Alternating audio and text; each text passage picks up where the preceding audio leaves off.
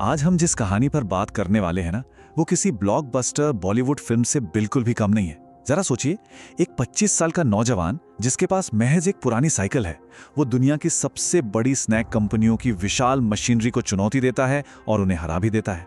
इस एक्सप्लेनर में हम बालाजी वेफर्स के उदय और उनके 5,000 करोड़ रुपए के एक शानदार मेड इन इंडिया साम्राज्य बनने की इस अविश्वसनीय यात्रा को डिकोड करेंगे।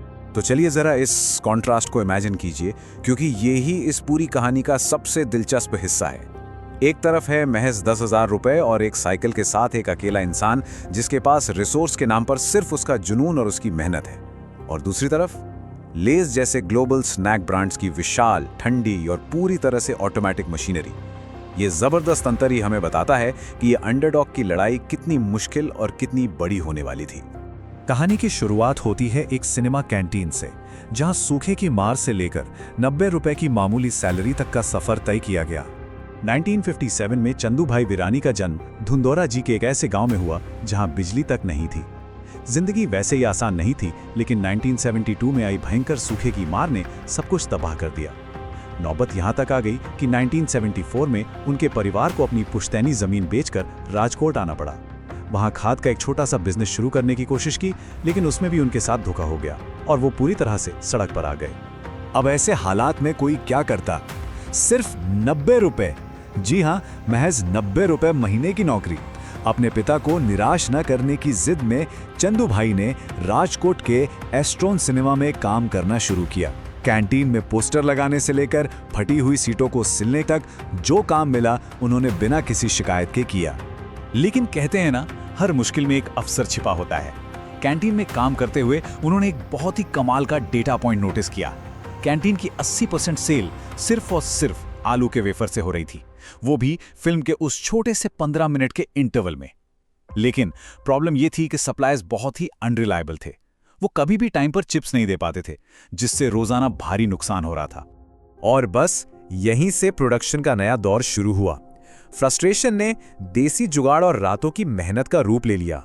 अब आप ही बताइए, जब बड़ी कॉर्पोरेट मशीनें खरीदने के पैसे न हो तो एक आम हिंदुस्तानी क्या करेगा? बिल्कुल सही, जुगाड़। उन्होंने अलग अलग जगहों से स्पेयर पार्ट्स खरीदे और अपने घर के आंगन में ही महज 5,000 रुपए में आलू काटने की मशीन खुद असेंबल कर डाली। ये उनकी पहली मैन्युफैक्चरिंग यूनिट थी। इसके बाद जो मेहनत हुई है वो सच में इंस्पायरिंग है। दिन भर कैंटीन संभालना और रात रात भर जागकर खुद अपने हाथों से वेफर्स तलना। कॉस्ट बचाने के लिए पूरा परिवार इस काम में जुट गया। लेकिन इस भट्टी से उनका सबसे बड़ा बिजनेस मंत्र निकलकर सामने आया, कस्टमर्स को हर पैकेट में 25 से 30% एक्स्ट्रा चिप्स देना। उन्होंने समझ लिया था कि इंडियन कस्टमर को सॉलिड वैल्यू चाहिए और उन्होंने वही दी। लेकिन ग्लोबल जाइंट्स को पछाड़ना इतना आसान नहीं था। अब कहानी में एंट्री होती है स्मार्ट स्ट्रेटजी की। स्केल अप करने के लिए उन्होंने 50 लाख रुपए का एक भारी भरकम लोन लिया। मशीनें आ गईं, काम शुरू हुआ, लेकिन तभी बीच इंस्टॉलेशन में ही ठेकेदार दिवालिया हो गया। ये एक ऐसा पॉइंट था जहां बिजनेस ठप हो सकता था। लेकिन हार मानने के बजाय भाइयों ने खुद उस पूरी मशीनरी के पुर्जे खोले, ट्रायल और एरर से इंजीनियरिंग सीखी और प्लांट को फिर से चालू कर दिया। ये उनकी सबसे बड़ी जीत थी। और खुद की मशीनें सेट करने का नतीजा क्या हुआ, जरा इन आंकड़ों को दिमाग में बिठाइए। 2006 आते आते गुजरात के बाजार में बालाजी वेफर्स का मार्केट शेयर 90% हो चुका था। जी हाँ, 90%। बाकी सारी लोकल और ग्लोबल कंपनियां मिलकर भी सिर्फ 10% में सिमट गई थी। उनकी क्वालिटी इतनी कंसिस्टेंट थी कि कोई उनके आसपास भी नहीं टिक पाया। मल्टीनेशनल कंपनियों को मात देने का उनका एक और सीक्रेट वेपन था, लोकल फ्लेवर्स। उन्होंने एक R&D लैब बनाई जिसका फोकस सिर्फ एक चीज पर था, इंडियन टेस्ट को गहराई से समझना। चाट चस्का, रतलामी सेव और बनाना वेफर्स जैसे ऐसे प्रोडक्ट्स बनाए जिनका वो ऑथेंटिक देसी जायका विदेशी कंपनियां अपनी एसी लैब्स में कभी कॉपी कर ही नहीं सकती थीं। और इनकी मार्केटिंग वो भी एकदम सीधी और सटीक थी। हवा कम, वेफर्स ज्यादा और टेस्ट में नंबर 1। ये एक सीधा तंज था उन ग्लोबल ब्रांड्स पर जो बड़े बड़े पैकेट्स में सिर्फ हवा भरकर बेच रहे थे। कस्टमर्स को ये ईमानदारी इतनी पसंद आई कि बालाजी उनका फेवरेट ब्रांड बन गया। इस तरह एक छोटे से कमरे से शुरू हुआ काम 5,000 करोड़ के साम्राज्य में बदल गया। चलिए इस स्केल को समझते हैं। आज इनका इंफ्रास्ट्रक्चर इतना बड़ा है कि इनके पास आलूओं के लिए 25,000 टन का कोल्ड स्टोरेज है। लेकिन सबसे कमाल की बात इनके उसूल हैं। कोई भी कर्मचारी सीधा फाउंडर को फोन कर सकता है। लोगों को उनके भारी भरकम रिज्यूमे से ज्यादा उनके काम के जुनून के आधार पर नौकरी दी जाती है। और सबसे अनोखी बात, जब इनकी प्रतिद्वंदी कंपनी हल्दीराम की फैक्ट्री में आग लगी थी ना, तब बालाजी ने अपनी मशीनों पर हल्दीराम के प्रोडक्ट्स मैन्युफैक्चर किए। ऐसा भाईचारा कॉर्पोरेट दुनिया में कहां देखने को मिलता है? अब जरा इस नंबर की गहराई को समझिए।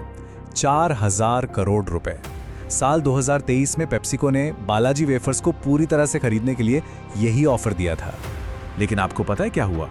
इस 4,000 करोड़ रुपए के बायआउट ऑफर को बिना किसी हिचकिचाहट के रिजेक्ट कर दिया गया। क्यों? क्योंकि उनका विजन बिल्कुल क्लियर था। उन्हें अपना ब्रांड 100% इंडिपेंडेंट और पूरी तरह से इंडियन रखना था।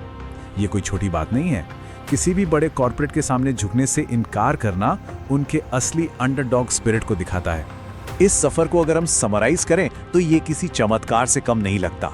1974 में सिर्फ 600 रुपए का एक छोटा सा इन्वेस्टमेंट और आज 5,000 करोड़ रुपए के सालाना रेवेन्यू का एक विशाल साम्राज्य। आज ये सिर्फ भारत में ही नहीं बल्कि दुनिया के 25 से ज्यादा देशों में गर्व के साथ अपने made in India products export कर रहे हैं। तो इस एक्सप्लेनर को खत्म करते हुए एक बहुत ही दिलचस्प सवाल सामने आता है। करोड़ों अरबों रुपयों के ऑफर के सामने बिक जाने के बजाय एक मेड इन इंडिया और पूरी तरह से इंडिपेंडेंट ब्रांड बने रहने की असली कीमत क्या है? बालाजी वेफर्स की ये कहानी हमें याद दिलाती है कि अगर आपके इरादे पक्के हों और आपको अपने ग्राहकों की असली समझ हो तो एक छोटा सा भारतीय स्टार्टअप भी दुनिया के सबसे बड़े दिग्गजों को धूल चटा सकता है।